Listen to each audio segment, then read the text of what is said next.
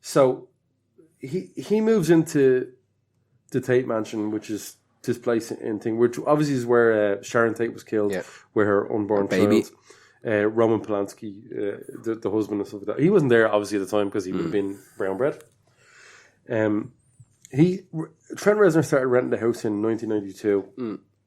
He's also the very final resident of the house as well.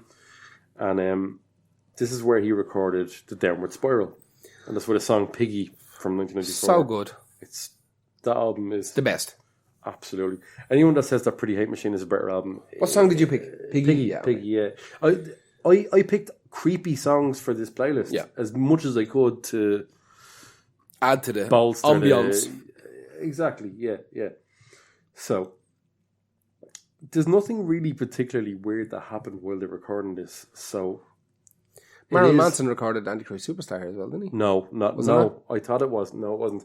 He recorded a portrait of a portion of a portrait of American Family, and that is a fucking tongue twizzler if ever I heard one. So the only things that are notable recorded are bits from a portrait of American Family, Downward Spiral, and Broken was recorded there, and they did a video as well for one of the tracks from Broken, I think. So a lot of people will know the story about the Manson murders. I don't really want to get in massively too much into. It's enough to say it. His little clan of people that they had. So, and a kind of weird thing was, while he was there and recording in that, and Trent Reznor loves the idea of kind of an American kind of horror story. Yeah. So he moves in there. What can it bring out into the music? I think a lot of these things, especially with Killing Joke, they want to bring out something spiritual in the music that they wouldn't be able to put forward. So recording the Pyramid is one thing that they might maybe say kind of added to the weirdness of the song. So he records in his place, Le Pig, we'll call it that. And the reason that he stopped recording there was because Sharon Tate's sister said to him, she was up in the house and said, do you not feel like you're exploiting the whole death thing and the murder thing? And Trent Reznor really, really took that to heart. He was really like taken back by that. She's like, yeah, I think you're exploiting the murder thing to market your music. Now, I don't believe he did. I just think he thinks that it's I won't say it's fun. It's interesting to record somewhere, which is the idea of this entire podcast. Yeah. To record somewhere where something a little bit more dark has happened through the years. And to go back to maybe what I feel is a sort of a resonance in a place that stays no matter who's there. So he moves in there and he records those albums, but after he talks to Sharon Tate's sister, he goes back and apparently he absolutely cried his eyes out and went, really? She's not wrong. Yeah. This doesn't feel right to me. So what he did was he went, right, after this recording I'm out of here. So he took the door from the mansion and he put it into his new recording studio, which was Nothing Records, where he recorded the rest of a huge chunk of the rest of the Nine Inch Nails stuff as well, like that. But do I think that, like, I don't know how that kind of spiritual and the kind of evil stuff that lives in the place does it translate? Does it translate into the music as well? That's a phenomenal album. The Downward Spiral is absolutely one of the greatest albums of all time. Yeah. It's absolutely non-stop. And Broken as well is it as an EP form is as good as that album as well. So he took that front door and he moved to his new studio. There was no particularly great stories about this place, but this is a place where something it's a huge part of American history where Sharon Tate and Roman Polanski, one of the biggest directors at the time, Rosemary's Baby and stuff like that, would have been living like that. And I don't think there was much more recording there apart from that when he went, you know what, absolutely, she's right, let's just get out. Take it and go. Yeah, it's not good. So what we got was the Downward Spiral recorded in one of the theoretically creepiest places, but not. There's no real. Well, it's historically significant. Exactly, and that was his explanation of it. And the fact that Reznor listened to the sister and went, you know what, you're absolutely right. I'm out of here. This is So what happened to that house was they demolished it. Okay. they demolished every type of living plant around it. They dug up the soil and got rid of the soil itself and built a brand new house over it. Yeah. And it is, as far as I know, up until August of this year, still on sale. Really? In its new form for $9 million. Fuck. Yeah, so that's gone now. Yeah. And also his new studio the studio since then is gone and they got rid of the door and stuff like that as well. But it's just kind of a weird place to have done. It's kind of a little bit what's the way to say it? Recording Marilyn Manson with his name in there was maybe a little bit of a... Too much, almost. Too much, yeah. That's maybe what was a little bit too much. It's too obvious as well. It's a bit too obvious as well. So that was done in... I think that was done in... What was Antichrist? Not Antichrist. What was the American... I think it was 93. That was around the time that he went... 93, yeah. As soon as someone said to him, you shouldn't be doing this. Yeah. He bolted out there. But that is one of the creepiest kind of places someone recording an album. And obviously, I don't know if you're a Nine Inch Nails fan, but Downward Spiral is, for me, one of those growing up albums. And I remember my cousin listened to this album. I didn't really like it. I didn't like Downward Spiral the first time I heard it. And my cousin was a massive fan of Rage Against the Machine and the Downward Spiral, and he had both of those albums. And I remember listening and going, shit, I love all of this kind of music.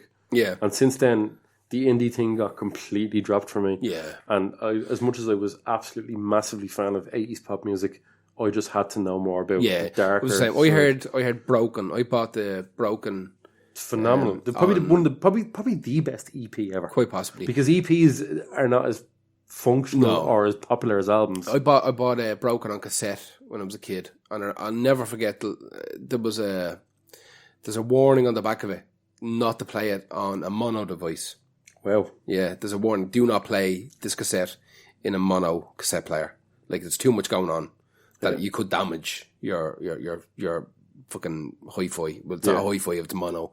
But you could do damage to your fucking your little tape player if you're playing it on a mono device. This is stereo only. Yeah. I'll always remember that. And then I remember, because Pretty Hate Machine was way later for me. Like, I came up on the earlier stuff after Downward Spiral. So it was Broken first, then Downward Spiral, and then I realised it was one before it, and I went into that. Yeah, well, I was like, because my cousin being absolutely mad into Nine Inch Nails at the time, as soon as that album was released, I was like, nah, man, it's a bit fucking weird.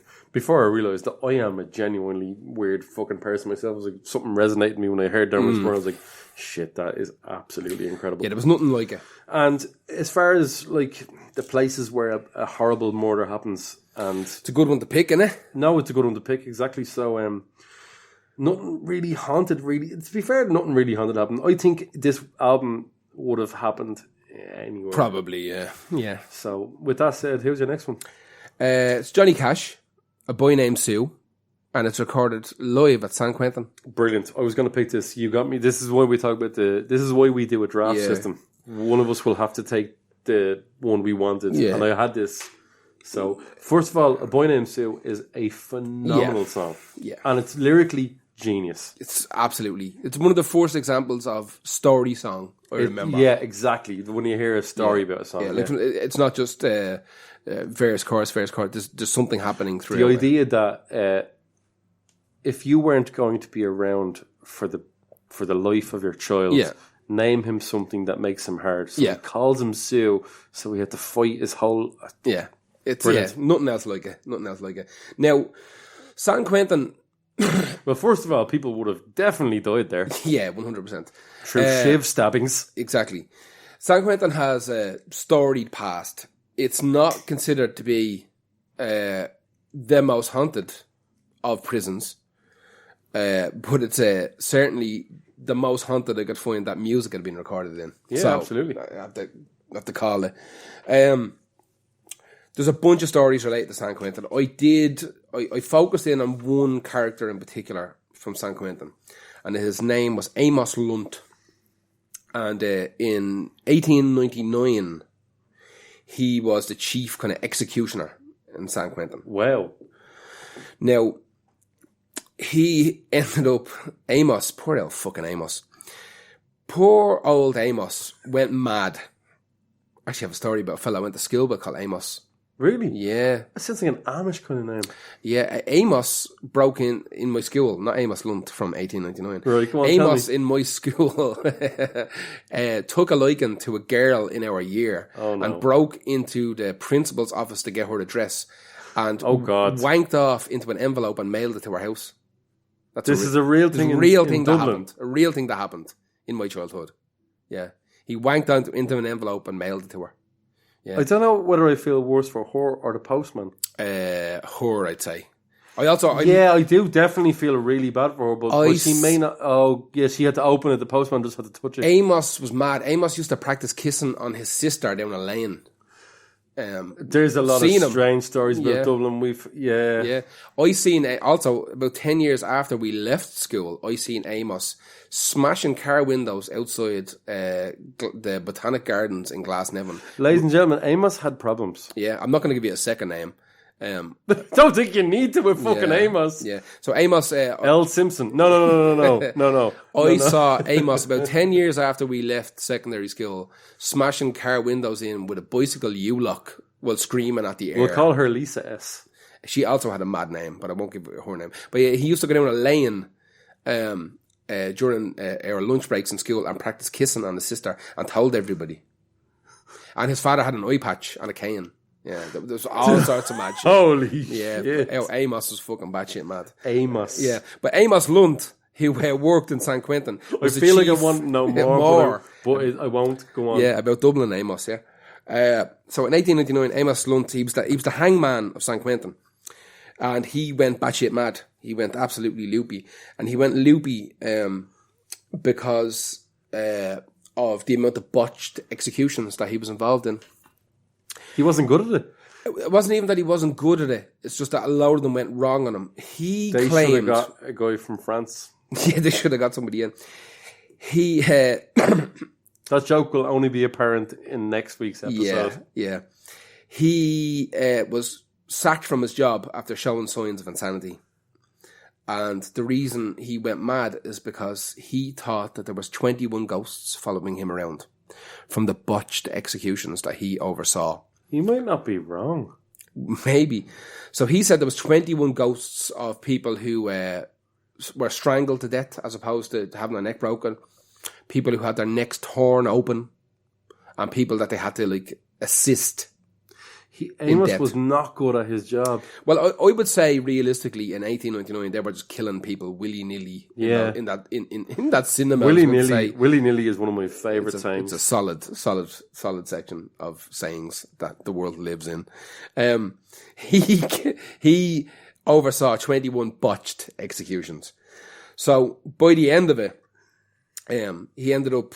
I'm going to be honest with you. I don't know whether he killed himself or just died a natural death, but by the end of it, he probably stabbed himself in the neck quite wrong. Quite went, possibly. oh shit, I need to stab myself better. The record shows... Terrible killer of himself as well. The record shows that he stayed awake for 12 days and nights because he thought that there were 12 ghosts under his bed waiting on him to fall asleep. And what he said was that every day, every minute of every day, he was being followed by 21 ghosts who were trying to throw a noose over his neck to kill him. And he was able to get rid of a few of them. But by the end of it, there were 12 ghosts living underneath his bed, waiting for him to go asleep so they could kill him. San Quentin. I don't know whether this was in San Quentin, but these are people that he failed to execute properly via freak occurrence in San Quentin as he worked as the executioner. Give him his P45. He's not good well, they at did. it. They sent him on his way because he's not good at this. Well, they sent him on his way because he went mad because of the 21 botched Imagine he ended up in San Quentin. Imagine he ended up working for the HSE in the Matter. Imagine he was actually Amos. He was actually a reincarnation of my Amos, yeah. I keep meaning every now and again I say, I'm going to look on Facebook, see if I can find that. Don't do it because I'll tell you one thing about Facebook right now. If you search someone, they will get a notification. Of a not a notification. They will get a friend. A push to add that person. Yep, I believe it. But randomly because I went, oh, do you remember that girl from fucking school that went mad? And I searched her, and I swear to God, 2 days later, I got a friend's request. I'm like, Facebook, listening. you're a dirty bastard. You're a scum. You know what? I search someone and they come up on their radar from somewhere that they should add. So just quickly, don't search